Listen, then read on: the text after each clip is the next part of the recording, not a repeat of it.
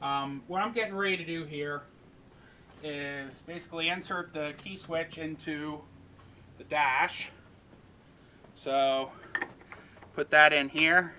You want your key to insert that slot to be facing up and down. We'll put that in like that little nut. Then we want to tighten this down.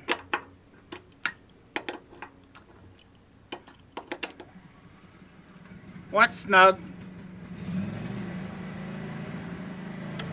And that's that for the key switch. Now we have to put the battery back in, which is also a little bit of a pain because of the size of it. Hopefully you guys are okay here. Hold on 1 second. Sorry for the jumpy camera.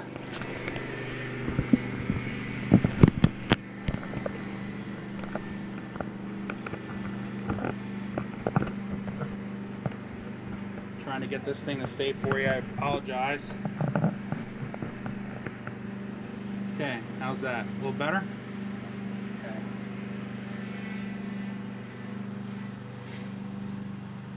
So now we got this hooked up. So let's put the battery back in. As I said before, it's a pain.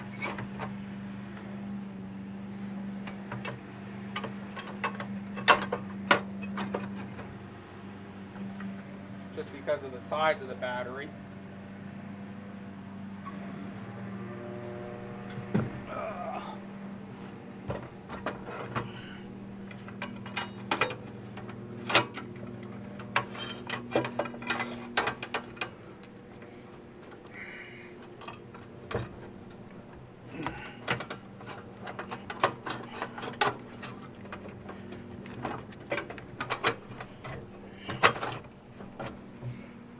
Starting to go in.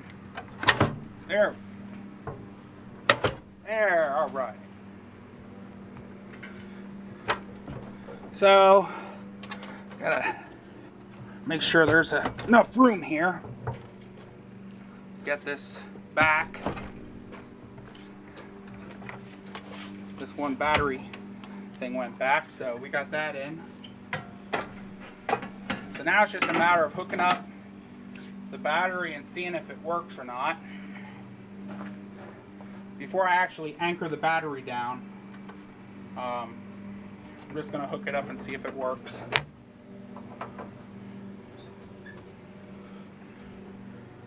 So we put that on, positive, and what I do with the ground is I touch it quick, make sure we have no sparks.